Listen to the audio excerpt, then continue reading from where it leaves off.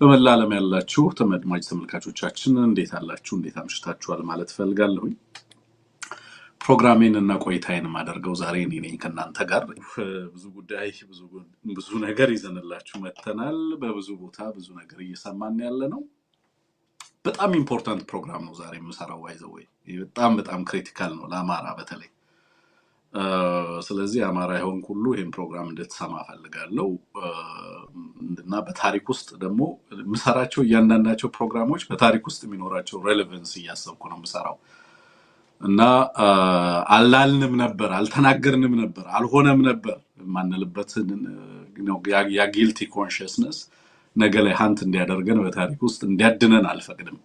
እንደ ትውልድ ማድረግ ያለብንን አድርገን መታገል ያለብንን ታግለን መስጠት ያለብንን ሰጥተን ማለፍ ስለሚኖርብን ማለት ነው። በዛ ልክ ነው ይሄንን ፕሮግራም የምሰራው። ከናዝሬቱ ስብሰባ በኋላ በብዛት ሰማቸው የነበሩ ድምጾች ኢሚዲየትሊ አጀንዳውን ይዞ የመጣው ጀዋር ነው። ከዛ በኋላ በብዛት ሰማቸው የነበሩ ድምጾች ከኦህዴዶች በኩል የሚመጡ እና ከኦሮሞ ልሂቃን በኩል የሚመጡ ድምጾች ናቸው። ቢቢሲ ቢሰራ በአፋን ኦሮሞ ነው የሚሰራው የናዝሬቱን ጉባኤ በተመለከተ።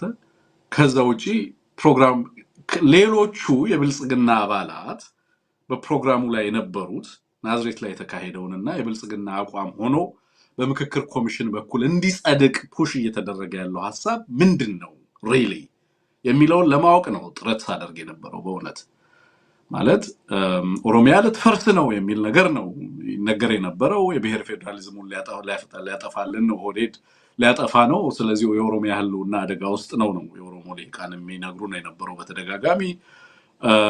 ጋፊ አፋኒ፣ ጋፊ ፊንፊኔ፣ የአዲስ አበባ ጉዳይ፣ የቋንቋ ጉዳይ እና የጋፊ የፌደራሊዝሙና የስርዓቱ ጥያቄዎች የሚሏቸው እነዚህን ጉዳዮች በተመለከተ ነው በጣም ጎልቶ የሚሰማው ድምጽ ማለት ነው። እና ሪሊ እንደዛ ነው ወይ ማለት ይሄ ነገር እውነት ነው ወይ ከሌሎች ለምንድን ነው ማንሰማው የሚለው ነገር በጣም ያስጨንቀኝ ስለነበረ በአዴኖችን እንዳናናግር። በአዴኖች ከኛ ጋር ጠላት ናቸው።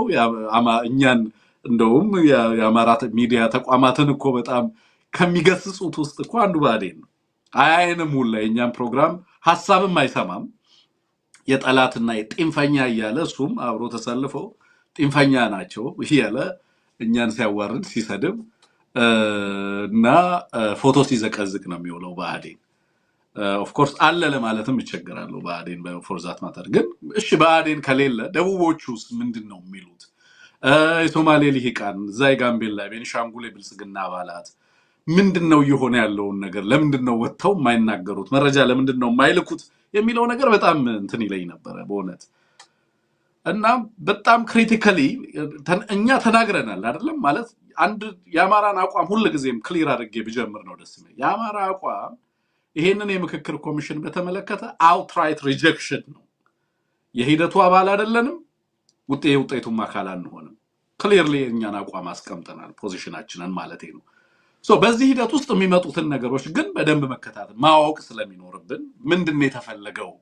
ለምንድነው አማራን ጦርነት ውስጥ አድርጎ ትግራይን በእንደዚህ አይነት ሁኔታ ውስጥ አድርጎ ልሂቃንን የአማራ ልሂቃንን ከ40 ሺህ በላይ አማራ ተወላጆች ምሁራንን እስር ቤት አድርጎ ለምን በዚህ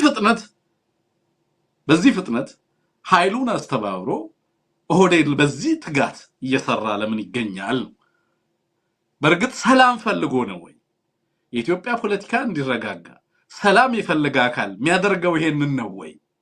ነው ወይስ ኦህዴድ ከሰላሙ በፊት ማድረግ የሚፈልገው ነገር አለ? በምክክር ኮሚሽን ስም የሚለውን ነገር በደንብ ክሊርሊ ለማስቀመጥ ሞክረናል። ዛሬም ክሊር የማደርገው ነገር የኦህዴድ እቅድ ሰላም የማምጣት እቅድ አይደለም። በኢትዮጵያ ውስጥ የተረጋጋ ፖለቲካል ኢኩሊብሪየም እንዲፈጠር ኢትዮጵያ የገባችበትን ቀውስ ለማረም የሚያስችል ዲያሎግ አይደለም እያደረገ ያለው። ኦህዴድ 83ን እየደገመ ነው ያለው። ከባድ አሻጥር እየተሰራ ነው ያለው። ከባድ ደባ እየተሰራ ነው ያለው። ስለዚህ ኦሮሚያ ምናምን የብሔር ፌደራሊዝም ምናምን የሚባለው ድራማ ነው። ኦኬ ድራማ ነው። ስለዚህ እዚህ ላይ ዛሬ ተጨባጭ መረጃዎችን ማስረጃዎችን እሰጣችኋለሁ። ለምን ካላችሁ ከኦህዴድ ውጪ ያሉ ድምጾችን ማዳመጥ ስለጀመርኩ ስለሰማው ነው።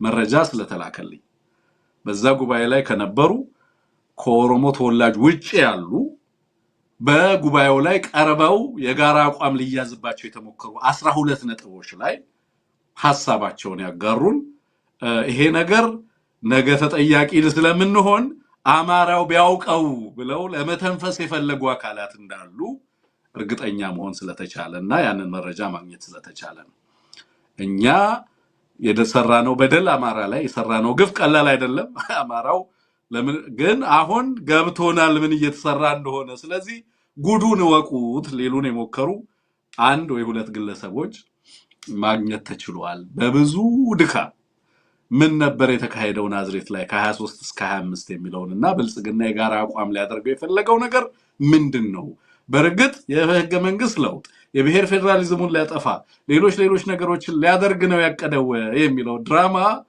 ክሊር ሆኖ መጥቷል ሽመልስ በመግቢያ ላይ የሽመልስን ንግግር ያሰማውት ያለ ምክንያት አይደለም በግልጽ አቋማቸውን ስላስቀመጠም ጭምር ነው አቋሙ ምን እንደሆነ በኋላ መጣበታለሁ ከዛ በፊት ወደዚህ ፕሮግራም ከመግባቴ በፊት ግን 83ን አስታውሳችኋለሁ መድረኩ ምን ነበር 83 ምን ተካሄደ እነማን ነበሩ በመድረኩ ላይ የሚለውን ትንሽ ድባቡን ለማስታወስ ጥረት አደርጋለሁ 83 የቻርተሩ ጉባኤ ተብሎ የሚጠራው ጉባኤ ሌላኛው የክህደት ምዕራፍ ስለነበረ ህዝባችን ከዛ በኋላ እንደ እንስሳ ስለታደነ በኢትዮጵያ ውስጥ ክብሩና ሉዓላዊነቱ ስብዕናው ተገፎ ህዝባችን በጠላትነትና የፌደሬሽኑ ጠላት ተደርጎ ከዛ በኋላ አዳኝና የታዳኝ ሚና እንዲኖረው ሀገሪቱ አዳዳኝነት አማራ ደግሞ ወደ እንስሳነት ተቀይሮ ህዝባችን በዛ ደረጃ ሲታደን የነበረበትን ምዕራፍ ያዋለደም ስለነበረ እሱን ማስታወስ ስለሚያስፈልግ እሱን እናነሳለን የዛሬውንም ምዕራፍ እናነሳለን ከዛ በፊት ብልጽግና የኩርሙክን ድልድይ ሰብሯል በአጋይቶታል በከባድ መሳሪያ ኩርሙክ ሱዳንና ኢትዮጵያን የሚያገናኝ የነበረ ድልድይ ነው ኩርሙክ ከተማን የምታቋት ሰዎች ካላችሁ ሄዳችሁ የምታቁ ከሆነ ያ ድልድይ ነው የሚከፍለው ወንዙን ስትሻገሩ ሱዳን ነው ከዚህ ወደዛ ደግሞ ኢትዮጵያ ነው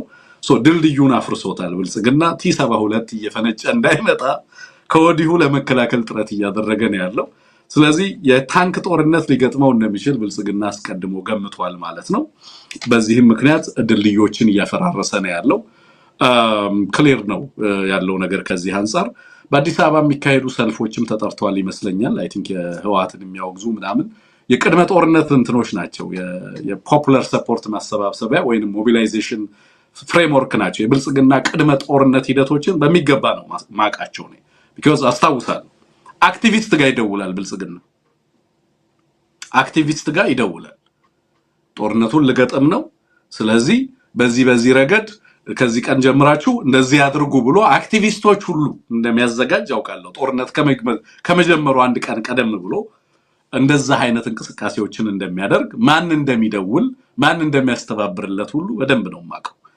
ስለዚህ ሰልፎች ሲያካሂድ ብልጽግና አስቀድሞ ከጦርነት በፊት የሚያደርጋቸውን የፕሮፓጋንዳ የበላይነቱን ለመያዝ ከሚያደርጋቸው ጥረቶች አንዱ የማህበረሰቡ ተወላጆች የሆኑ የትግራይ ተወላጆች in this case የትግራይ ተወላጆች ወጥተው ዳውን TPLF እንዲሉና በትግራይ ላይ ሰላም እንዲሰፍን የፌደራል መንግስቱን እንጠይቃለን በትግራይ ሰላም እንዲሰፍን የፌደራል መንግስታችን ጣልቃ እንዲገባ እንጠይቃለን የሚሉ ድምጾች እንዲሰሙ እነሱ ባቀረቡልኝ ጥሪ ነው የገባሁት ወይንም የተዋጋሁት የሚል ነገር ይዞ ለመምጣት የሚያስችላቸውን እያንዳንዳቸውን ነገሮች እየቀደደ ሲሰፋ እየተመለከትን ያለነው ድልድይ የማፍረስ ሂደቱንም ከዚህ ጋር ያያይዛችሁ ልታዩት ትችላላችሁ ኖት ኦንሊ ዛት በነገራችን ላይ በጣም በርካታ ዓለም አቀፋዊ ዲፕሎማሲያዊ እንቅስቃሴዎችንም እያደረገ ነው ያለው ብልጽግና በተናጠል ሀገራትን ለማግኘት ጥረት እያደረገ ነው ያለው የአውሮፓ ህብረት ሀገራትን በተናጠል እንደ ህብረትም እንደዚሁ ጫና ለማድረግ እየሞከረ ነው ያለው ጦርነቱ ቢጀመር እኔ አይደለሁም ጀማሪ ስለዚህ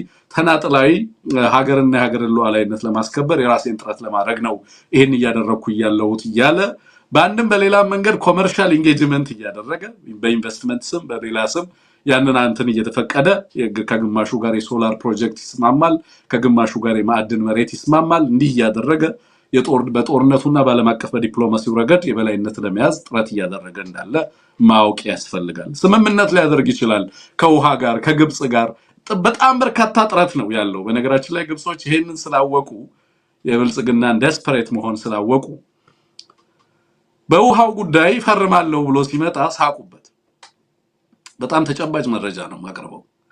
በውሃው ጉዳይ ልፈርም ብሎ ብልጽግና ልስማማ ብሎ መጥቷል በነገራችን ላይ እና እነሱም ይሄንን ሲጠብቁ ስለነበረ ልክ ልስማማ ብሎ ሲመጣ ሳቁበትና አይ አሁን በውሃ ጉዳይ እንነጋገርም ብለውታል።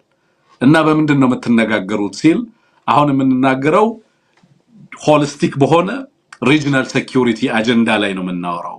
የኛ የውሃ ጉዳይ ከውሃ አጀንዳ በላይ አልፎ የሴኩሪቲ አጀንዳ ስለሆነ በቀጥታ ባሉ ጂኦፖለቲካል እና ጂኦሴኩሪቲ ኢሹዎች ነው የምናወራው የሚል ነገር አንስተውለት ጦርነቱን ዲስትሪቢዩት አድርገውታል። ከውሃ ወደ ሌሎች ጉዳዮችም ወስደውት የቀይ ባህር ደህንነት ጉዳይ አንዱ የስምምነታችን አካል መሆን አለበት ብለው በውሃ ላይ ብቻ እንስማማም፣ ሌላው ፊውቸር ዳሞችንም በተመለከተ ብለው በጣም በርካታ ነገሮችን አወሳስበው ይዘው መጥተዋል። እና ከምንበላ ውሃው ይበላ ነው ብልጽግና ለማለት እየሞከረ ያለው። ኢትዮጵያን ቀይ መስመር የሚባሉትን ነገሮች ሁሉ አሳልፎ ሊሸጥ የማያደርገው የማይፈነቅለው ነገር የለም። ቀጠናዊና ግሎባል ጦርነቶች ኢትዮጵያ ላይ ቢካሄዱ ጉዳዩ አይደለም ብልጽግና አዝሎንጋስ ስልጣኑን ማስቀጠል እስከቻለ ድረስ ኦህዴድ ይሄን ከማድረግ ወደ ኋላ የማይል ስብስብ መሆኑን በትክክል መገንዘብ ያስፈልጋል ለማለት ነው። ኩርሙክ ላይ ያለውን በጣም ጠቃሚ የሆኑ ድልድዮችን ማፈራረስ ከጀመረ በዛ አካባቢ ላይ እየመጣ ያለውንም ስጋት እንድንመለከት የሚያስችል መሆኑን በግልጽ ለማስቀመጥ ያህል ነው ይሄንን ማነሳው። እንዳልኩት ይሄን ፕሮግራም ላይክ አድርጉ፣ ፕሮግራሙ ላይ ኮሜንት አድርጉ፣ ከዛው ስቲከሮችን እየገዛችሁ ኤቢሲንና ፕሮግራማችንን አበረታቱ ለማለት ነው። ናው 1983 ላይ ስለነበረው የሽግግር ጉባኤ ካገኘናቸው መጽሐፍቶች በተሻለ መንገድ ሊተርክልን የሞከረው ዶክተር ወንደሰን ነው። የሱን ጽሁፍ በአጠገቤ ላይ ካሉ እንግዲህ በርካታ መጽሐፍቶች የሉንም በስደት በአጠገባችን ከምናገኛቸው መረጃዎችና በፊት ካነበብናቸው እያመሳከርን ነው የምናቀርበው። ግንቦት 20 ቀን 1983 ዓ.ም አዲስ አበባን ተቆጣጥሮ ኢህአዴግ ልክ በወሩ ሰኔ 24 ቀን የሰላም ኮንፈረንስ በማለት በኋላ በሁሉም ዘንድ የቻርተሩ ጉባኤ የሚባለውን ስብሰባ ጠራ። መጀመሪያ ላይ የጉባኤው ስም የነበረው የቻርተር ጉባኤ አልነበረም፣ የሰላም ኮንፈረንስ ነበር የሚለው። ይህ ጉባኤ ከ1983 በፊት የነበረውን ነገር ሁሉ የለወጠ የሀገሪቱን መጻኢ ዕድል የወሰነ የአማራን ህዝብ ሁለንተናዊ ሰቆቃ የጀመረበት ቢያንስ ስትራክቸራሊ ኢትዮጵያ ጸረ አማራ ፖሊሲን መከተል የጀመረችበት ህጋዊ ማዕቀፍ የሰጠችበት ጊዜ ነው። ከዛ በኋላ ነው ኢንስቲትዩሽናላይዜሽኑ የመጣው። ከዛ በኋላ ነው ዲፕሊ በሀገሪቱ ውስጥ ያለው አስተሳሰብ እስከ ወደ መሆን የዕለት ተዕለት ትግበራ አካል የሆነበት ሂደት በኋላ ላይ ነው የመጣው። አሁን በየዕለቱ የምንመለከታቸው ሀገሪቱ ውስጥ የምትሰሟቸው የምታያቸው ዜናዎች ኤቭሪቲንግ ጸረ አማራ። በነገራችን ላይ እያንዳንዱ ነገር ከአማራ ፍሬም